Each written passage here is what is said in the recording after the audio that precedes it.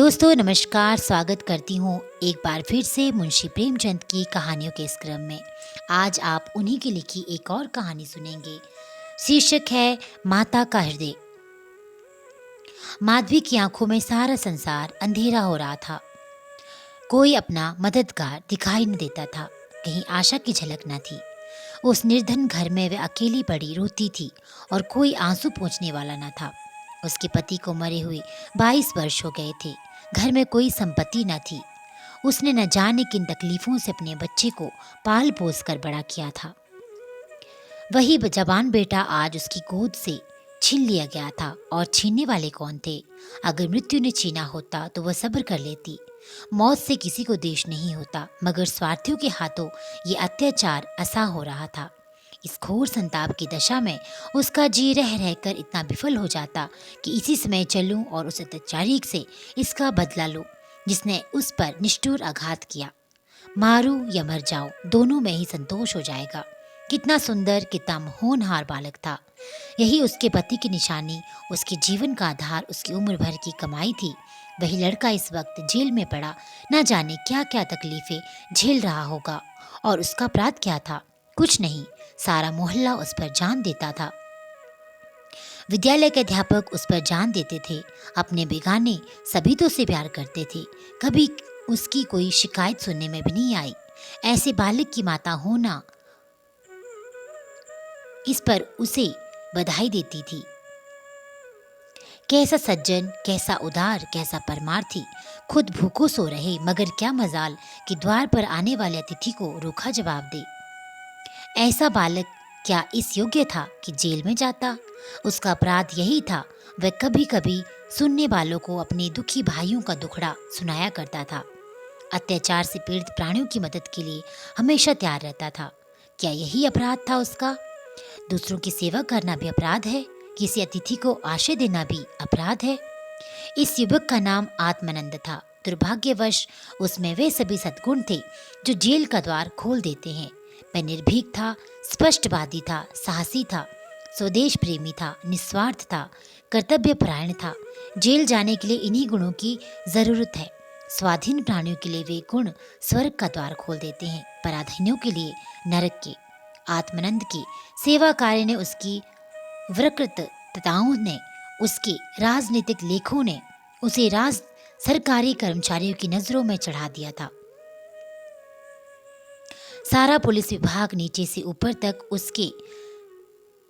उससे सतर्क रहता था। सबकी निगाहें उस पर लगी रहती थी। आखिर जिले में एक भयंकर डाका डाला गया और उन्हें इच्छित अवसर प्रदान कर दिया।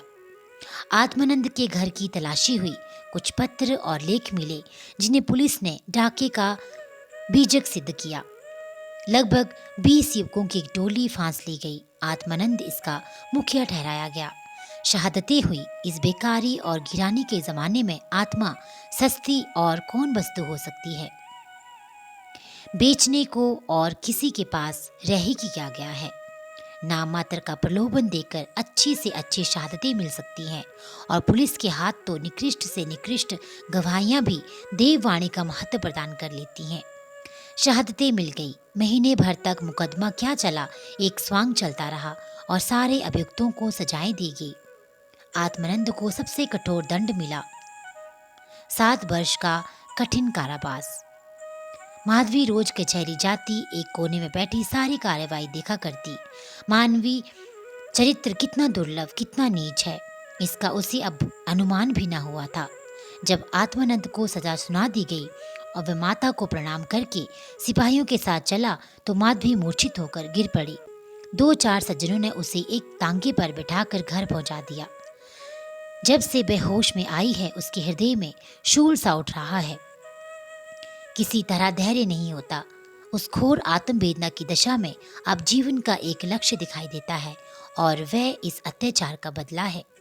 अब तक पुत्र उसके जीवन का आधार था, अब शत्रुओं से बदला लेना ही उसके जीवन का आधार होगा। जीवन में उसके लिए कोई आशा न थी। इस अत्याचार का बदला लेकर वह अपना जन्म सफल समझेगी। इस अभागे नरपिशाची भगची ने जिस तरह उसे रक्त के आंसू रुलाए हैं, उसी भांति ये भी उसे रुलाएगी। नारी हृदय कोमल है, लेकिन केवल अनुकूल दशा में। जिस दशा में पुरुष दूसरों को दबाता है, स्त्रीशील और विनय ही की देवी हो जाती है। लेकिन जिसके हाथों में अपना सर्वनाश हो गया हो, उसके प्रति स्त्री की पुरुष से कम घृणा और क्रोध नहीं होता। अंतर इतना ही है कि पुरुष शास्त्रों से काम लेता है, स्त्री कौशल से। रात भीगती जाती थी, माधवी उठने का नाम न लेती थी। उसका दुख प्रतिकार के आवेश में विलीन होता जाता था, यहाँ तक कि उसके सिवा उसे और किसी बात की याद ही न रही। उसने सोचा, कैसे ये काम होगा। कभी घर से नहीं निकली। वैधव्य के 22 साल इसी घर में काट गए, लेकिन अब निकलूंगी, जबरदस्ती निकलूंगी। भिखारन बनूंगी, टहलनी बनूंगी, झूठ बोलूंगी, सबको कर्म करूंगी।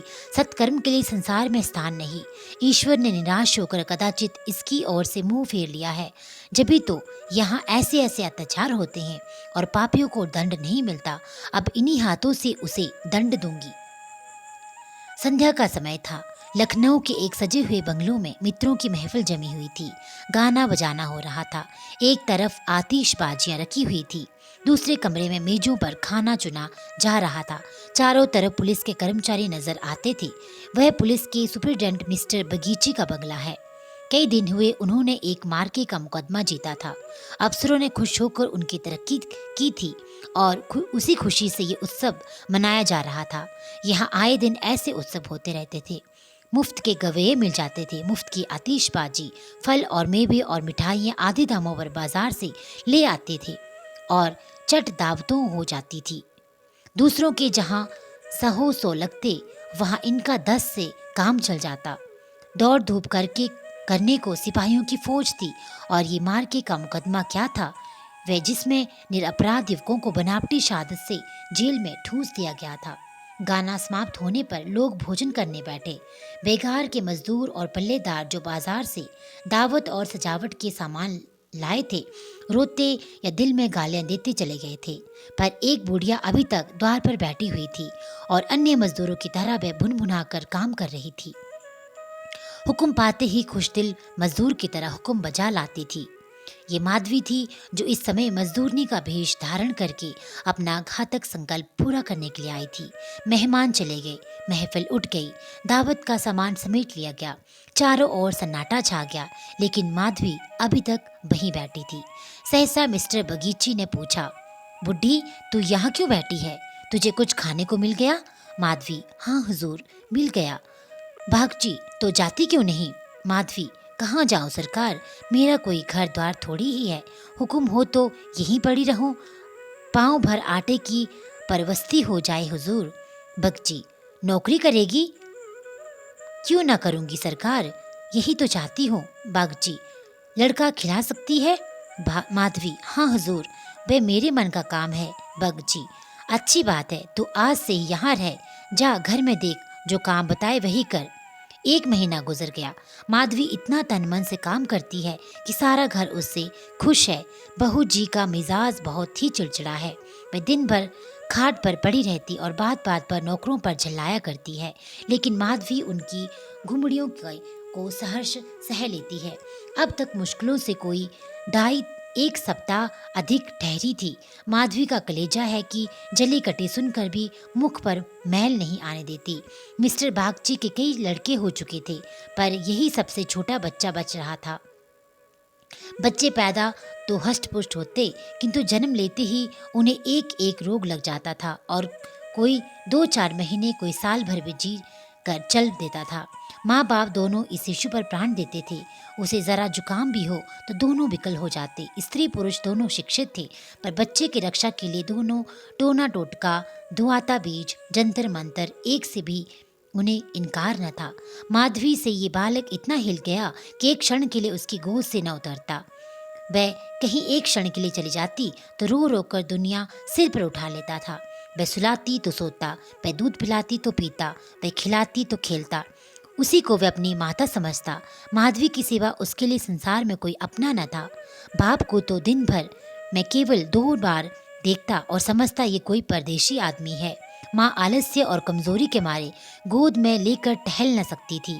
उसे वह अपनी रक्षा का भार संभालने के योग्य न समझता था और नौकर चाकर उसे गोद में ले लेते तो इतनी बेदर्दी से कि उसके कोमल अंगों में पीड़ा होने लगती थी। कोई उसे ऊपर उछाल देता था, यहाँ तक कि अबोध शिशु का कलेजा मुंह में आ जाता था। उन सबों से वह डरता था। केवल माधवी थी जो उसके स्वभाव को समझती थी। वह जानती थी कब क्या करने से बालक प्रसन्न होगा, इसलिए बालक को भी उससे प्रेम था। माधवी ने समझाया था यहाँ कंचन बरसता होगा, लेकिन उसे देखकर कितना विस्मय हुआ कि बड़ी मुश्किल से महीनों का खर्च पूरा पड़ता है। नौकरों से एक एक पैसे का हिसाब लिया जाता था और बहुधा आवश्यक वस्तुएं भी टाल दी जाती थी। एक दिन माधवी ने कहा, बच्चे के लिए कोई तेज गाड़ी क्यों नहीं मंगवा देती, गोद में उसकी बाढ़ मारी जाती है। मिसेज बागची ने कुंठित होकर कहा, कहाँ से मंगवा दूं, कम से कम 40-50 रुपए में आएगी। इतने रुपए कहाँ है? माधवी, मालकिन आप भी ऐसा कहती हैं? मिसेज बगची, झूठ नहीं कहती। बाबूजी की पहली स्त्री से 5 लड़कियां और हैं। इस समय इलाहाबाद के स्कूल में पढ़ रही हैं। बड़ी की उम्र 14-15 साल से कम नहीं है। आधा वेतन तो उधार ही चला जाता है। फिर इनकी शादी की भी तो फिक्र है। बच्चों के विवाह में कम से कम बहुत से पैसे लगेंगे।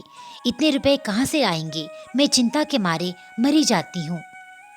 मुझे कोई दूसरी बीमारी नहीं है, केवल चिंता का रोग है। माधवी, घूस भी तो मिलती है। मिसेज बागची, बूढ़ी, ऐसी कमाई में बरकत नहीं होती। यही क्यों, सच पूछो तो इसी घूस से हमारी ये दुर्गति कर रखी है। क्या जाने औरों को कैसे हजम होती है। यहाँ तो सब ऐसे रुपए आते हैं तो कोई न कोई नुकसान भी अवश्य होता है।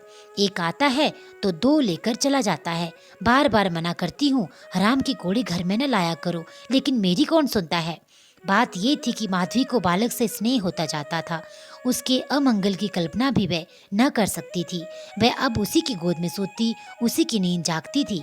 अपने सर्वनाश की बात याद करके एक क्षण के लिए बागची पर क्रोध तो होता था और घाव भी हरा हो जाता था, पर मन पर कुछ संकित भावों का आधिपत्य न था। घाव भर रहा था, केवल ठेस लगने से दर्द हो जाता था। उसमें स्वयं टीस या जलन न थी।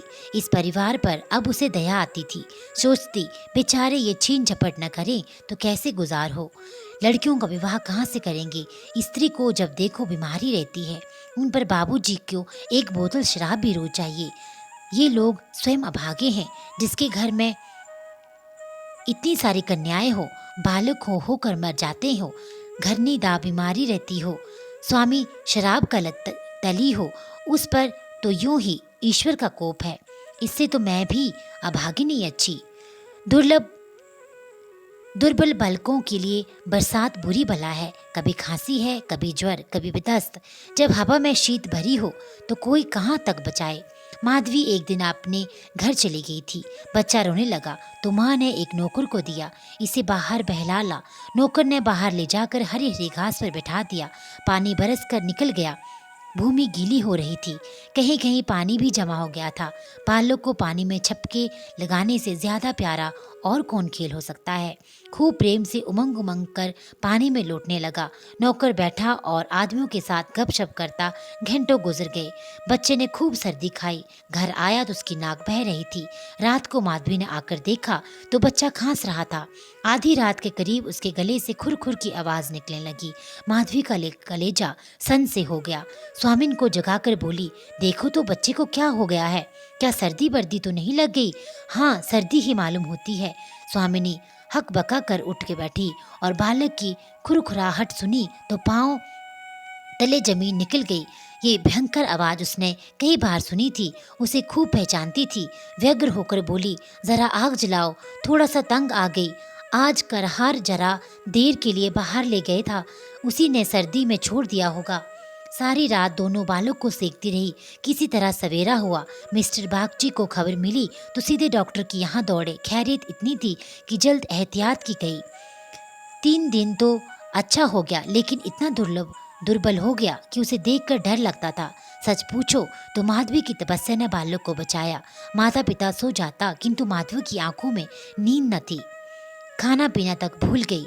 देवताओं की मनोतियाँ करती थी, बच्चों की बलाएं देती थी। बिल्कुल पागल हो गई थी। ये वही माधवी है जो अपने सर्वनाश का बदला लेने आई थी। अपकार की जगह उपकार कर रही थी, विष पिलाने आई थी, सुधा पिला रही थी। मनुष्य में देवता कितना प्रबल है। प्रातः काल का समय था। मिस्टर बागची शिशु के झूले के पास बैठे हुए थे। स्त्री के सिर में पीड़ा हो रही थी, वहीं चारपाई पर लेटी हुई थी और माधवी समीप बैठे बच्चे के लिए दूध गर्म कर रही थी। सहसा बागची ने कहा, बूढ़ी, हम जब तक जिएंगे तुम्हारा यश गाएंगे। तुमने बच्चे को जिला दिया। स्त्री ये देवी बनकर हमारा कष्ट निवारण करने के लिए आ गई। ये न होती तो न जाने क्या होता। बूढ़ी, तुमसे मेरी एक विनती है। यूं तो मरना जीना प्रारब्ध के हाथ में है, लेकिन अपना अपना पौरा भी बड़ी चीज है। मैं अभागिनी हूँ। अब की तुम्हारे लिए पुण्य प्रताप से बच्चा संभल गया। मुझे डर सा लगा रहता है कि ईश्वर इससे हमारे हाथ से छीन न ले। सच कहती हूँ बूढ़ी, मुझे इसका गोद में लेते डर लगता है। इसे तुम आज से अपना बच्चा समझो। तुम्हारा होकर शायद बच जाए। हम अभागे हैं, हमारा होकर इस पर नित्य कोई न कोई संकट आता रहेगा। आज से तुम इसकी माता हो जाओ। तुम इसे अपने घर ले जाओ, जहाँ चाहे ले जाओ। तुम्हारी गोद में देर मुझे फिर कोई चिंता न रहती। वास्तव में तुम ही इसकी माता हो, मैं तो राक्षसी हूँ। माधवी, बहू जी, भगवान सब कुशल करेंगे। क्यों जी इतना छोटा करती हो? मिस्टर बागची, नहीं नहीं बूढ़ी माता, इसमें कोई हर्ज नहीं। मैं मस्तिष्क से तो इन बातों को ढकोसला ही समझता हूँ, लेकिन हृदय से इन्हें दूर नहीं कर सकता। मुझे स्वयं मेरी माता जी ने एक धोबिन के हाथ बेच दिया था। मेरे 3 भाई मर चुके थे। मैं जो बच गया तो माँ बाप ने समझा बेचने से ही इसकी जान बच गई है। तुम इस शिशु को पालो पोसो, इसे अपना पुत्र समझो। खर्च हम बराबर देते रहेंगे, इसकी कोई चिंता मत करना। कभी कभी जब हमारा जी चाहेगा आकर देख लेंगे। हमें विश्वास है कि तुम इसकी रक्षा हम लोगों से की अच्छी तरह कर सकती हो। मैं कुकर्मी हूँ, जिस पेशे में हूँ उसमें कुकर्म किए बगैर काम नहीं चल सकता। झूठी शहादतें बनानी पड़ती हैं, निरपराधों को फंसाना ही पड़ता है। आत्मा इतनी प्रबल हो गई है कि प्रलोभन में पड़ ही जाता हूँ। जानता ही हूँ कि बुराई का फल बुरा ही होता है, पर परिस्थिति से मजबूर हूँ। अगर ना करूँ तो आज नालायक बनाकर निकाल दिया जाऊंगा। अंग्रेज हजारों भूलें करे, कोई नहीं पूछता। हिंदुस्तानी एक भूल भी कर बैठे तो सारे अफसर उसके सिर हो जाते हैं। हिंदुस्तानियत को दोष मिटाने के लिए कितनी ही ऐसी बातें करनी पड़ती हैं जिसका अंग्रेज के दिल में कभी ख्याल ही नहीं पैदा हो सकता। तो बोलो, स्वीकार करती हो? माधवी गदगद होकर बोली, बाबूजी, आपकी इच्छा है तो मुझसे भी जो कुछ बन पड़ेगा आपकी सेवा कर दूंगी। भगवान बालक को अमर करे, मेरी तो उनसे यही विनती है। माधवी को ऐसा मालूम हो रहा था कि स्वर्ग के द्वार सामने खुले हैं और स्वर्ग की देवियां आंचल फैला फैलाकर आशीर्वाद दे रही हैं, मानो उसके अस्त स्थल में प्रकाश की लहरें सी उठ रही हैं। स्नेह में सेवा में ही कितनी शांति थी। बालक अभी तक चादर ओढ़े सो रहा था। माधवी ने दूध गर्म हो जाने पर उसे झूले से उठाया तो चिल्ला पड़ा। बालक की देह ठंडी हो गई थी और मुंह पर वह पीलापन आ गया था जिसे देखकर कलेजा हिल जाता था। कंठ से आह निकल आती और आंखों से आंसू बहने लगते। जिसने इसे एक बार देखा फिर कभी न भूल नहीं कर सकता था। माधवी ने शिशु को गोद से चिमटा लिया, हालांकि नीचे उतार देना चाहिए था। कोहराम मच गया। माँ बच्चे को गले से लगा के रोती थी, पर उसे जमीन पर न सुलाती थी। क्या बातें हो रही थी और क्या हो गया? मौत की धोखा दोनों में आनंद आता है। मौत को धोखा देने में आनंद आता है। वह उस वक्त कभी नहीं आती जब लोग उसकी राह देखते हैं। रोगी जब संभल जाता है, जब वह पथ्य होने लगता है, उठने बैठने लगता है, घर भर खुशियां मनाने लगता है, सबको विश्वास हो जाता है कि संकट टल गया, उस वक्त घात में बैठी हुई मौत सिर पर आ जाती है। यही उसकी निष्ठुर लीला है। आशाओं के बाग लगाने से हम कितने कुशल हैं। यहाँ हम रक्त के बीज बोकर सुधा के फल खाते हैं, अग्नि से पौधों को सींचकर शीतल छां में बैठते हैं। हाँ, मंद बुद्धि। दिन भर मातम होता रहा। बाप रोता था, माँ तड़पती थी। माधवी बारी बारी से दोनों को समझाती थी। यदि अपने प्राण देकर वह बालक को जिला सकती तो इस समय अपना धन्य भाग समझती। वह अहित का संकल्प करके यहाँ आई थी। आज जब उसकी मनोकामना पूरी हो गई, उसे खुशी से फूलना समाना चाहिए था। उसे कहीं घोर पीड़ा हो रही थी जो अपने पुत्र की जेल यात्रा में हुई थी। रुलाने आई थी और खुद रोती जा रही थी। माता का हृदय दया का आगार है, उसे जलाओ तो उसमें दया की ही सुगंध निकलती है, पीसो तो दया का ही रस निकलता है। वे देवी है, विपत्ति की क्रूर लीलाएं भी उस स्वच्छ निर्मल स्तोत्र को मलिन नहीं कर सकती। तो दोस्तों, ये थी मुंशी प्रेमचंद द्वारा लिखित एक बहुत ही मार्मिक कहानी माता का हृदय। उम्मीद करती हूँ आपने इस कहानी को अंत तक सुना होगा। कहानी अच्छी लगी तो लाइक और शेयर करना बिल्कुल ना भूलिएगा। चैनल को अगर पहली बार सुन रहे हैं, पहली बार जुड़े हैं, तो चैनल को सब्सक्राइब करना बिल्कुल ना भूलिएगा। साथ ही साथ अधिक से अधिक इन वीडियोस को शेयर करते रहिएगा। आपका दिन शुभ हो। हर हर महादेव।